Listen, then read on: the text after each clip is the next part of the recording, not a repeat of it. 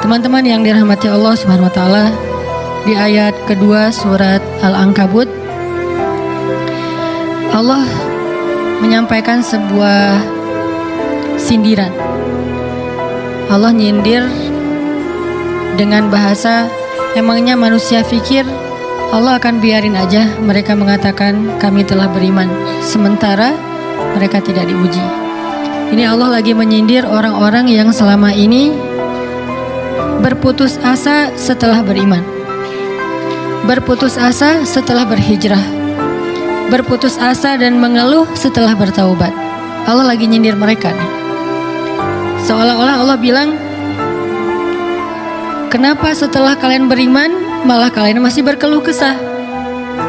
Kenapa kalian setelah bertaubat malah menjadi ragu kepada Allah? Kenapa kalian setelah berhijrah malah jadi labil? Bukankah harusnya setelah kalian menyatakan kami taubat, kami hijrah, kami beriman, harusnya iman kalian makin mantap? Dan bukti bahwa iman kalian mantap apa? Bahwa ketika kalian diuji, kalian sama sekali tidak goyah. Jadi Allah Subhanahu wa taala seolah-olah mengatakan bahwa ujian adalah tabiat iman. Bahwa ujian adalah tabiat iman. Bisa diuji dengan ujian yang kita tidak suka, bisa juga diuji sebaliknya dengan ujian yang kita suka. Bisa diuji dengan ujian yang sifatnya fisik, bisa diuji dengan ujian yang sifatnya harta, bisa juga diuji yang lebih berat lagi dengan ujian yang sifatnya perasaan. Yang jelas, semuanya diuji.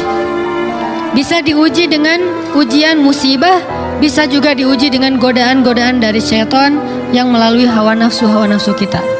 Bisa diuji dengan kemarahan, dipancing oleh orang lain untuk marah, dipancing di sosmed untuk ngebalas komen-komen mereka, dipancing untuk berdebat, dipancing untuk akhirnya kita saling menjudge, saling menjatuhkan, saling menjelekkan. Ini semuanya bentuknya ujian. Makanya Allah Subhanahu wa taala mengatakan di pembukaan surat Al-Ankabut, kalau ujian itu adalah tabiat iman. Ujian dan keimanan itu nggak bisa dipisahkan. Apa hubungan antara iman dengan sabar?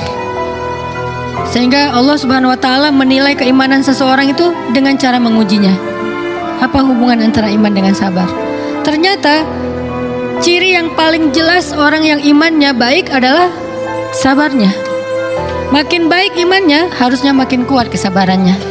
Jadi orang yang paling beriman itu tidak dilihat dari wawasan agamanya. Itu lebih kepada orang yang berwawasan luas, yang ilmunya banyak. Tapi belum tentu orang yang wawasannya luas adalah orang yang paling baik imannya, belum tentu. Bukankah iblis itu wawasannya luas? Dia mengerti banyak hal yang bahkan kita nggak ngerti. Iblis ngerti tentang dunia di langit. Iblis mengerti tentang alam yang ada di surga, alam yang ada di akhirat. Iblis tahu, bahkan udah masuk surga. Jadi ilmu iblis lebih banyak daripada kita sekarang. Tapi kenapa iblis malah tidak sebanding antara ilmunya, wawasannya dengan ketakwaan dan kesolehannya? Karena iblis tidak sabar dengan sebuah ujian. Ujian iblis apa? Eksis. Itu ujiannya iblis.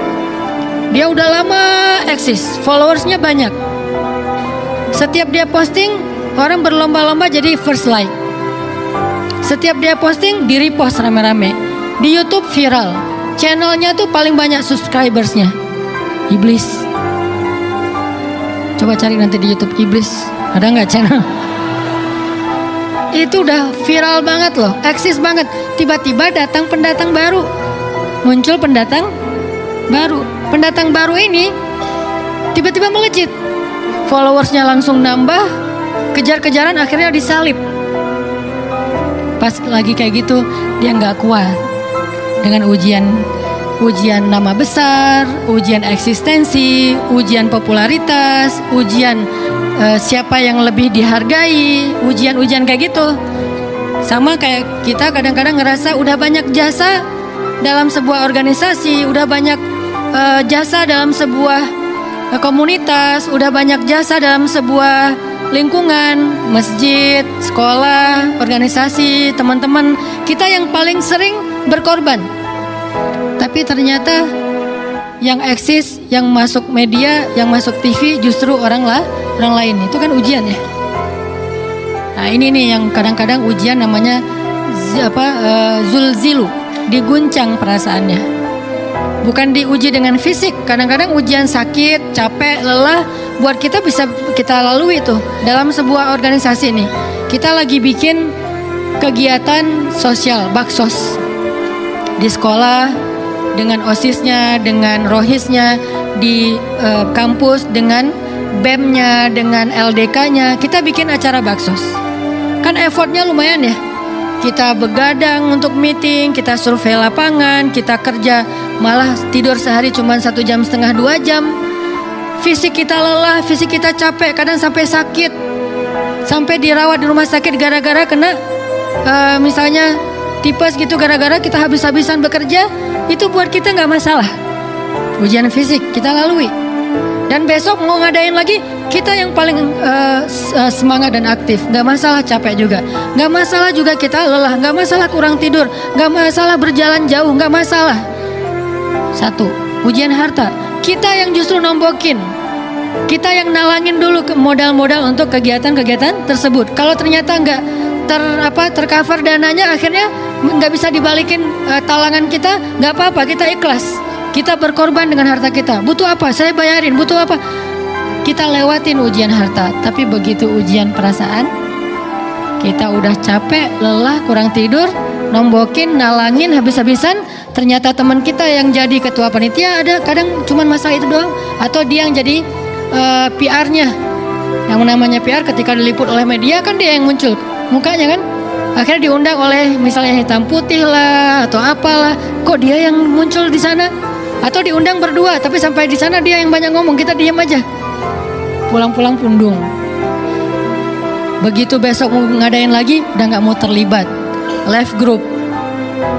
Kenapa itu terjadi? Ujian zulzilu, perasaan. Itu yang dialamin oleh iblis. Iblis rela banget disuruh beribadah, sujud beribu-ribu tahun, kuat iblis. Kalau kita mungkin jidatnya hitam, kalau iblis mungkin udah kepala-kepalanya hitam, saking rajinnya sujud. Wah, ibadahnya udah ribuan tahun. Iblis disuruh berkorban dengan harta yang dia miliki, dia kasih aja semuanya. Tapi kalau disuruh, dia ngalah dari Adam untuk memimpin alamin, menjadi khalifatullahi fil ard, menjadi pemimpin, wakilnya Allah di muka bumi. Buat iblis ini berat. Kenapa dia? Ana khairum min, saya lebih baik daripada dia. Saya lebih senior daripada dia. Saya lebih sehat daripada dia. Saya lebih keren daripada dia. Saya lebih. Ujian emosional, ujian ego, ujian perasaan. Itu yang lebih berat buat kita. Kadang sakit dan dirugiin orang lain, teman segala macam, kita masih oke lah. Selama ini asal kita ngumpul selalu gua yang bayarin, oke deh, nggak usah dibahas. Baru dibahas nanti pas sakit hati. Kalau belum sakit hati kan nggak dibahas kan? Gak apa-apa deh, kita terus yang bayarin, kita traktirin ngopi apa segala macam. Gak pernah dibahas. Kebersit sih di benak kita, cuman gak mau dibahas. Kenapa? Udahlah biarin aja, easy going. Kemudian kayak kita yang capek harus rempong sana kemari segala macam. Selalu acaranya di rumah kita, akhirnya kita yang bayarin, kita yang rempong, nyiapin segala macam, bebersih sendiri.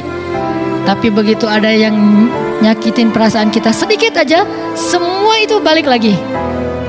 Dari dulu ya. Nah, keluar kan? Kenapa? Dipancing oleh ujian perasaan. Jadi ternyata yang paling berat itu adalah zulzilu, diguncang perasaannya. Kita kadang-kadang habis-habisan buat seseorang, nggak masalah.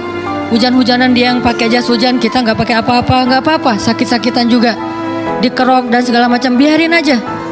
Kalau perlu misalnya kalau bannya lagi kempes, dia naik Grab, kita dorong-dorong motor terus cari tempat segala macam sampai tengah malam, nggak apa-apa deh buat dia. Apa sih yang nggak buat kamu? Begitu dia selingkuh, keluar semuanya. Mulai list report keuangan. Wah dulu sekian, sampai uang receh-receh juga dihitung kan ya. Kenapa bisa kayak gitu? Perasaan kan? Nah ini nih yang kita coba belajar. Mungkin malam ini kita lebih banyak membahas tentang sabar terhadap ujian perasaan. Karena banyak macam-macam ujian, Nah, gimana kita memanage perasaan kita? Gimana cara kita merecovery perasaan kita dengan bab sabar? Insya Allah nanti akan kita lanjutkan setelah selesai sholat isya. Barakallah. Bismillahirrahmanirrahim. Teman-teman yang dirahmati Allah Subhanahu wa taala, kita lanjutkan tentang masalah sabar. Terutama sabar zulzilu, ketika kita diuji dengan ujian ego, marah, perasaan, sakit hati, yang kayak gitu-gitu. Ini ujian jauh lebih berat daripada ujian fisik dan ujian harta. Termasuk rasa cinta, rasa benci, kadang itu menjadi ujian. Kenapa ujian bikin kita jadi tidak lagi logis, nggak realistis, dan kadang-kadang mengabaikan hal-hal nilai-nilai yang kita selama ini pegang sebagai satu kebenaran. Kita ngabaikan batasan-batasan syariat. Ini semuanya ujian dari Allah Subhanahu wa taala. Sehingga tidak disebut orang yang beriman kecuali ketika Allah Subhanahu wa taala melihat dia sabar dalam ujian. Kalau dia nggak sabar dalam ujian, malah di dalam pembukaan surat Al-Ankabut tadi Allah menggolongkan mereka termasuk orang-orang yang munafik. Apa arti yang orang munafik? Orang yang mengaku beriman tapi sebetulnya dia tidak beriman. Apa salah satu buktinya? Dia tidak sabar. Jadi kalau kita mau menilai diri kita mukmin atau munafik, dan ini bukan materi untuk menjudge orang lain, oh ternyata dia itu munafik, bukan. Lagi-lagi konsep kita belajar itu angle-nya untuk diri kita sendiri. Saya sangat tidak merekomendasikan kita belajar untuk mendapatkan kaca pembesar, mencari-cari kesalahan saudara kita. Tapi kita belajar untuk semakin bisa bercermin untuk menemukan aib dan kekurangan diri kita. Jadi semakin kita tahu ilmu agama, semakin kita tahu ayat dan hadis, semakin kita punya cerminan untuk menilai diri kita dan memperbaiki diri kita. Bukan nyari kaca pembesar untuk memperjelas aib-aib dan kesalahan orang lain.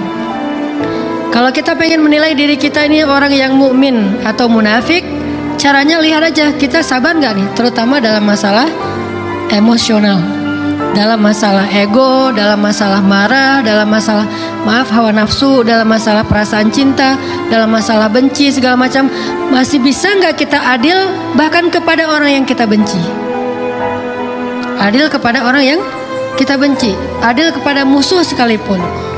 Bahwa jangan sampai kita gara-gara nggak suka kepada seseorang kita berlaku zalim kepada dia. Jangan. Ini berarti kita harus ngelawan ego kita sendiri. Ego untuk memaafkan orang lain, ego untuk bisa melupakan kesalahan orang lain, ego untuk bisa berlapang dada dengan hal-hal yang nggak nyaman daripada orang lain. Ini adalah ujian yang paling berat. Di situ kita bisa lihat kita nih mukmin atau munafik.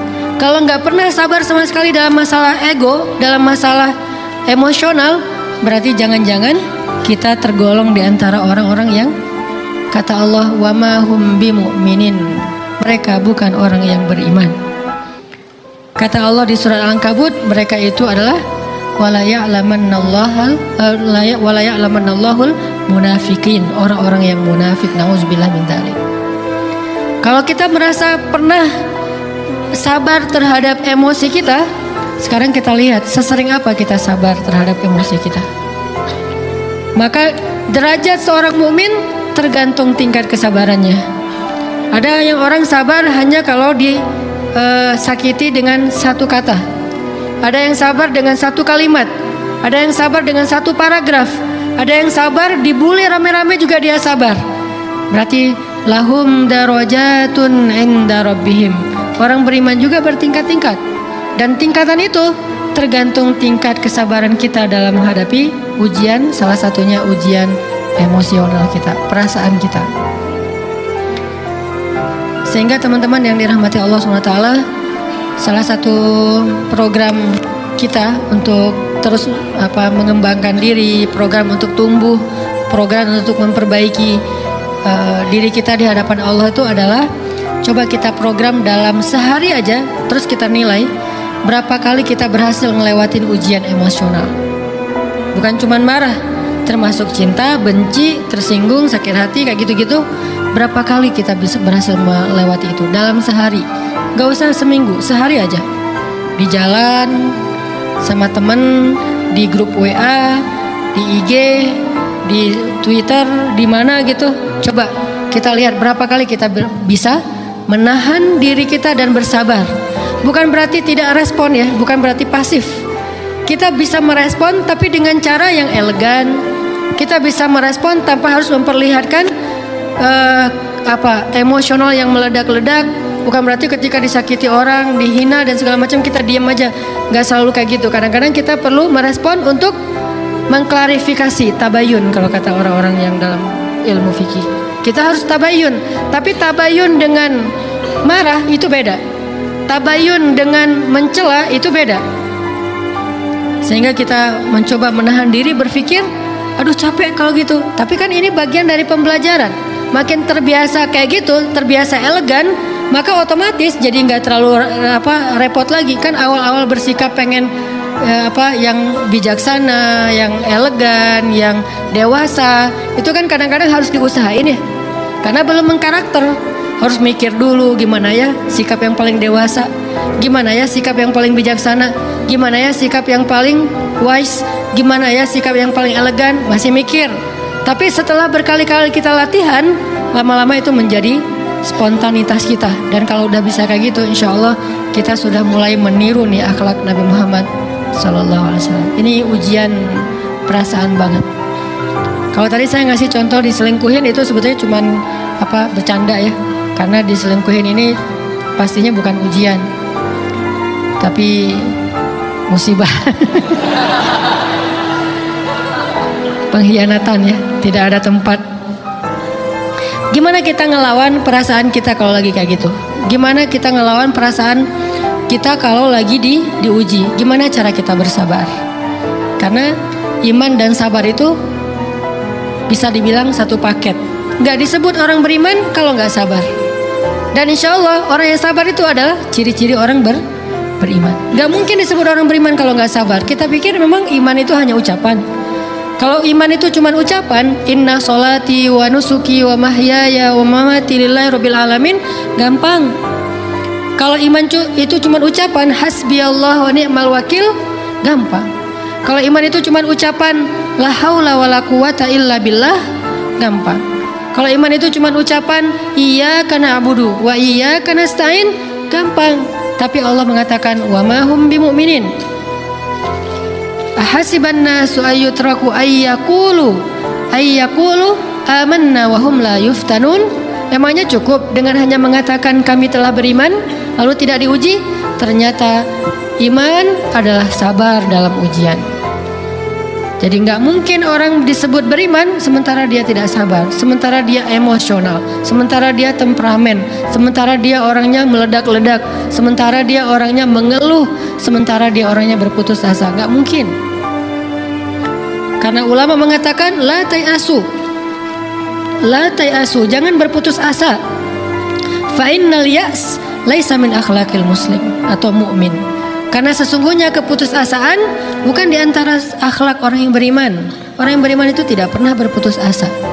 Serumit apapun masalah kita, kalau kita punya yakin sama Allah bahwa Allah ala kulli syai'in qadir, maka kita pasti akan punya harapan.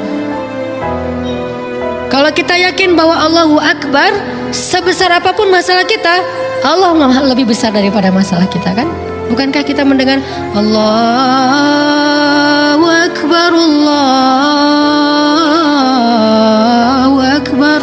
Ada gitu yang lebih besar daripada Allah? Harusnya kita tidak pernah berdoa kepada Allah sambil mengatakan, ya Allah, saya punya masalah besar. Itu sama aja dengan kita ngeledekin Allah. Sama aja kayak kita datang ke teman kita bilang gini, saya mau pinjam duit. Enggak akan banyak kok, saya tahu kamu kalau kebanyakan kamu nggak akan sanggup. Kan nggak mungkin kita ngomong gitu kan ya. Saya lagi banyak hutang nih, saya mau minta tolong sama kamu. Insya Allah saya nggak akan minta seutuhnya. Saya tahu kamu juga kurang duitnya, saya minta dikit-dikit aja lah. Kan nggak gitu kan cara kita minta tolong. Sama aja kita doa, ya Allah, saya punya masalah besar. Ngomong ke Allah punya masalah besar. Kalau kita ngomong ke manusia kayak gitu wajar, tapi ke Allah, ya Allah, saya punya masalah kecil nih. Apa? ada hutang sedikit, berapa? 100 M. Allah kan ghaniyun, maha kaya. Jadi jangan pernah mengatakan 100 M itu besar di hadapan Allah. Kita ngeremehin Allah banget. Bukankah Allah maha kaya? Jangan pernah mengatakan bahwa musibah kita, ditinggalkan orang yang kita cintai, dibully seluruh dunia, itu besar di hadapan Allah. Bukankah Allah cukup buat kamu, kata kamu? Inna sholati wa nusuki wa mahyaya hasbiyallahu wa ni'mal wakil. Jadi Allahu Akbar. Sehingga kalau kita berdoa, ya Allah, saya punya sedikit masalah. Bukankah Umar pernah mengatakan, ya nafsi, idza dhaqat alaikid dunya, fala taquli ya rabbi indi hammun kabir, faquli ya hammun indi rabbun kabir. Wahai jiwaku, kalau kamu merasakan kesempitan, kegalauan, bingung, sakit, jangan pernah kamu mengatakan ya Rabbi, saya punya masalah besar. Tapi katakanlah, wahai masalah, saya punya Rabb yang maha besar. Iman dan harapan, berharap, itu nggak bisa dipisahkan. Iman dan sabar itu nggak bisa dipisahkan. Iman dan berserah diri atau menyerahkan urusannya, tawakul atau kita nyebutnya tawakal, nggak bisa dipisahkan. Bagaimana kita mau menyebut diri kita mukmin sementara kita nggak sabar ketika diuji dengan perasaan? Alhamdulillah kalau kita selama ini masih bersabar dengan ujian fisik.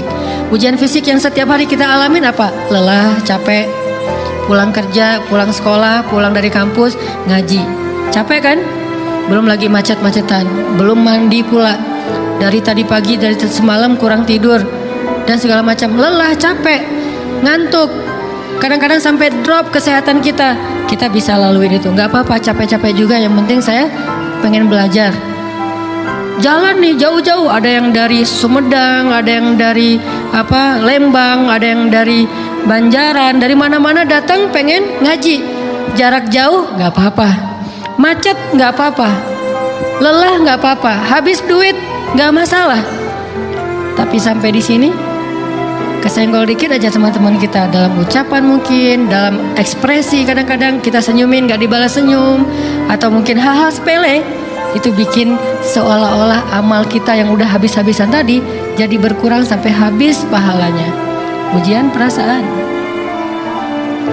Kadang-kadang datang ke sini nggak ada rasa tidak nyaman sedikit mungkin dengan teman kita atau dengan orang yang di sebelah kita, akhirnya kita merasa tersinggung, akhirnya kayak jadi berlebih-lebihan di tangga, di pintu, pas keluar, di tempat wudhu, di mana, hal sepele sebetulnya, tapi mengganggunya bukan fisik kita, yang terganggu bukan harta kita, tapi yang terganggu perasaan kita nih, rasa nyaman kita yang terganggu, seolah-olah hilang semuanya.